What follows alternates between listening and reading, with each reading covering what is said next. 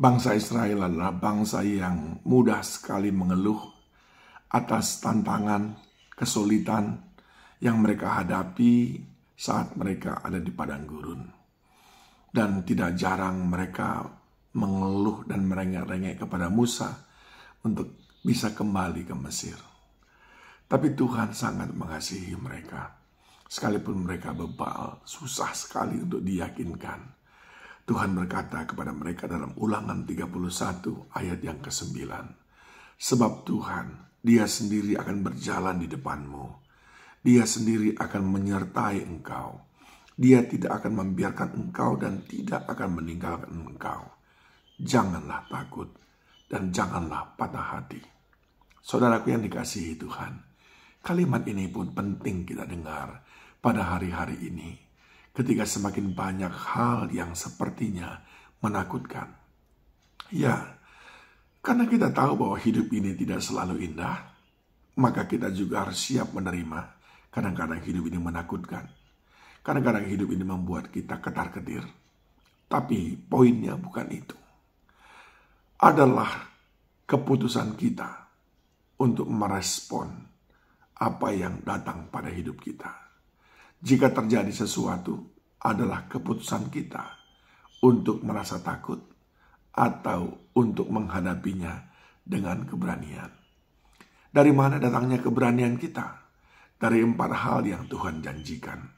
Yang pertama, Tuhan berjanji bahwa Dia yang akan berjalan di depan kita.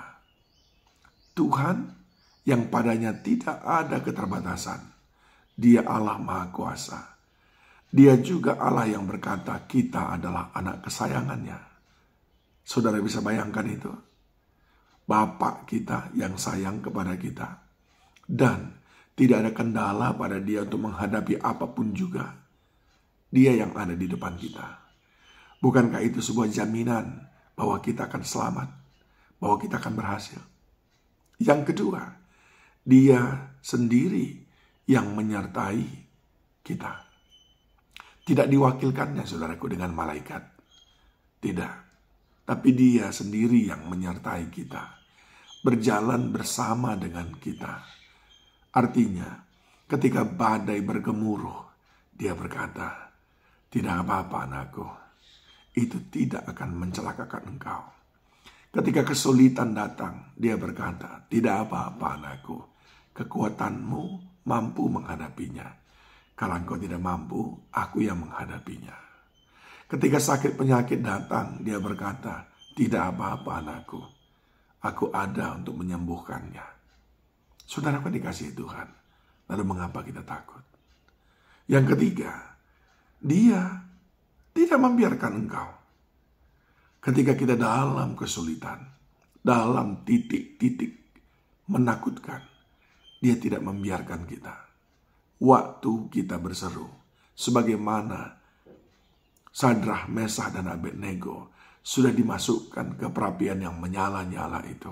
Saudara tahu, Tuhan selangkah lebih awal ada di depan mereka.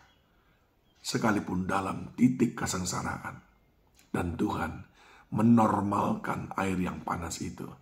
Sehingga mereka sekalipun dilemparkan ke dalam, mereka boleh menikmatinya.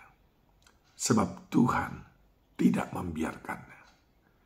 Gua singa sudah ditempati oleh Daniel. Tapi Tuhan tidak membiarkannya sendirian di sana. Sehingga Daniel terpelihara sempurna. Dan yang keempat, Dia tidak akan meninggalkan engkau. Dia tidak membiarkan, Dia tidak meninggalkan. Dia tidak pernah ingkar, Dia selalu setia. Bahkan saat kita tidak setia, Dia tetap setia. Itu sebabnya Dia berkata, jangan takut, jangan patah hati. Saudara yang dikasihi Tuhan, mari hadapi apa yang ada di depan kita. Jadilah pemenang, bukan dengan kekuatan kita. Jangan takut, bukan karena kita hebat, tetapi karena Allah yang berjalan di depan kita. Karena Dia sendiri menyertai kita. Karena Dia tidak membiarkan kita. Karena Dia tidak pernah meninggalkan kita. Selamat mengisi hari-hari saudara dengan keberanian oleh iman percaya kita kepada Tuhan Yesus Kristus. Kemenangan ada bersama dengan kita. Tuhan memberkati.